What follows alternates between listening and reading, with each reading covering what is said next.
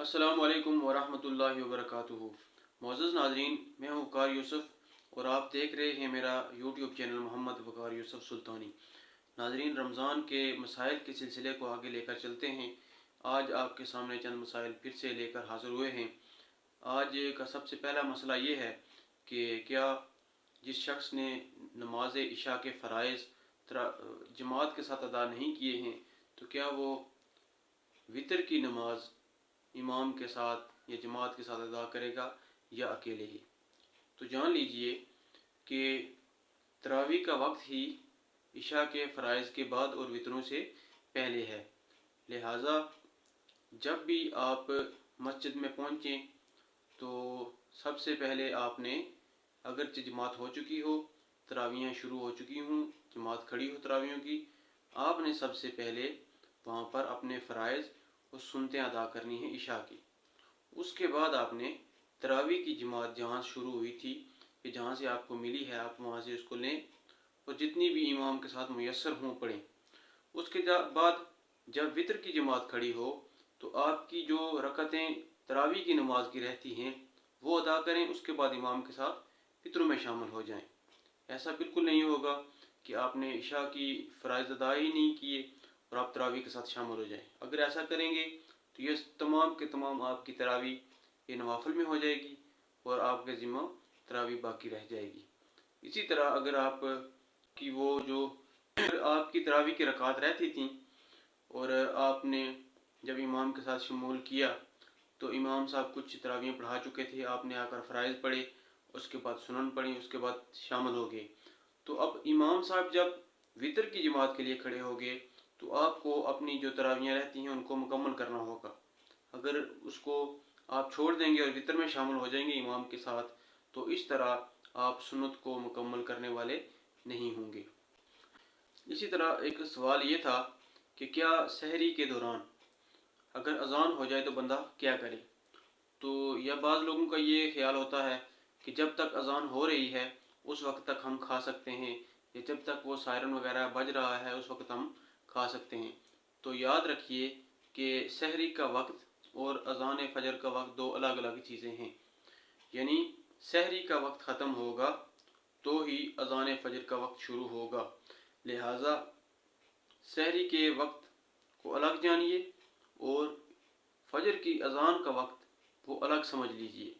इसलिए आप अज़ान फ़जर से कम 2-3 मिनट पहले सहरी को ख़त्म कर दीजिए।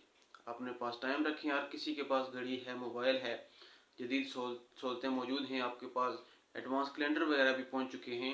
तो हमेशा आप याद रखें कि जब भी इफ्तार करें या सहर करें तो जो वक्त है उसको मद्देनज़र रखें।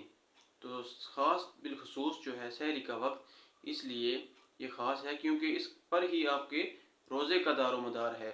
लिहाजा आप सहरी का वक्त जब ख़त्म हो रहा हो तो अज़ान का इंतज़ार नहीं करें, बल्कि जब पूरा हो वक्त उससे 1-2 मिनट पहले आप छोड़ दें ताकि आपका रोज़ा महफूज हो सके।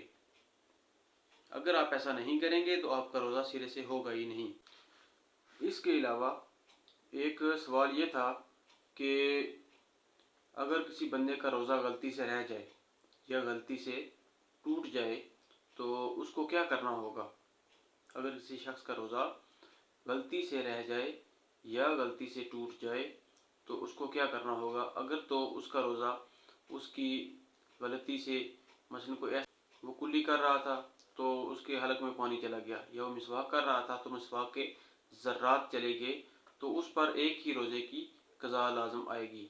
लेकिन अगर कोई शख्स अपनी दुनियावी मामलात की वजह से उसने रोज़ा तोड़ दिया या उसको मुश्किल हो रही थी रोज़ा पूरा करने में, तो उसने कुछ खा पी लिया, या अगर वो कोई शख्स ऐसा था कि वो बीवी के पास चला गया, तो इसकी बिना पर उस पर बहुत बड़ा वबाल होगा और उस पर कफ़ारा लाज़िम होगा, और कफ़ारा 60 मुसलसल रोज़े रखना एक रोज़े की क़ज़ा होगी कि आप 60 दिन लगातार रोज़े रखें तो ये सिर्फ़ एक रोज़े की क़ज़ा होगी। और अगर 60 रोज़े नहीं रख सकते हैं तो फिर वो 60 मसाकीन को, गरीबों को दो वक्त का खाना खिलाए या इसकी मसावी रकम उनको मुहैया करे। تو لہٰذا کوشش کریں کہ اپنے روزے کو بلا وجہ نہ توڑیں۔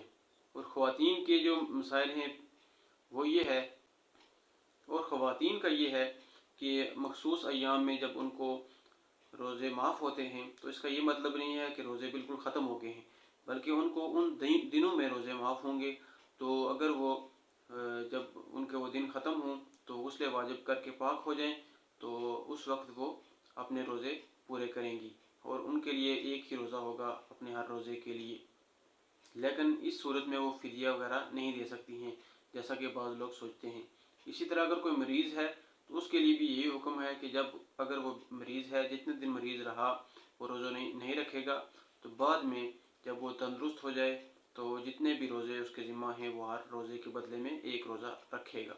لیکن اگر کوئی شخص ایسا ہے کہ جس پر ہمیشہ کے لیے کوئی بیماری ہے اور وہ روزہ نہیں رکھ سکتا ہے، یا وہ شدید ترین بوڑھا ہے اور اگر وہ روزہ رکھے گا تو اس کی جان کو خطرہ ہے، تو اس کو روزے معاف ہوں گے، لیکن اس کو روزے کا فدیہ ادا کرنا۔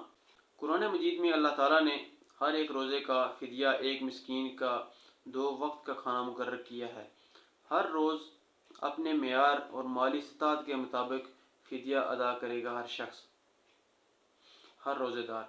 اللہ تعالیٰ کا فرمان ہے، جو شخص خوش دلی کے ساتھ فدیے کی مقدار مقرر کرے اور اس سے زیادہ ادا کرے تو یہ اس کے لیے بہتر ہے۔ سورہ بقرہ کی آیت نمبر 184۔ فدیہ یا فطرے کی مقدار بالکل برابر ہیں، یہ ہر شخص کی مالی استطاعت کے مطابق ہوگی، یعنی اس میں جو کی قیمت ہے، کشمش کی قیمت ہے اور اچھی کھجور کی قیمت ہے۔ کلو گندم یا 4 کلو جو یا 4 کلو کھجور یا 4 کلو کشمش یا پنیر کی قیمت فدیے کے طور پر یا روزے کے فطرے کے طور پر ادا کرے گا۔ ہمارے ہاں جو نصف سا یا 2 کلو گندم جس کو کہا جاتا ہے اس کی قیمت بتائی جاتی ہے، یہی فطرے کی کم سے کم اور فدیہ کی کم سے کم مقدار ہے، جو کہ تقریباً آج کل تھے روزے کے وہ مسائل جو آج ہم نے بیان کیے ہیں۔ آپ سے گزارش ہے کہ ان مسائل کو غور سے سنیے اور اپنے روزے کو آسان انداز میں مکمل کیجیے۔ نئی ویڈیو آنے تک کے لیے آپ سب کو فی امان اللہ، اپنا بہت سا خیال رکھیے اور دعاؤں میں یاد رکھیے۔ اللہ تعالیٰ آپ سب کا حامی و ناصر ہو۔ السلام علیکم ورحمۃ اللہ وبرکاتہ۔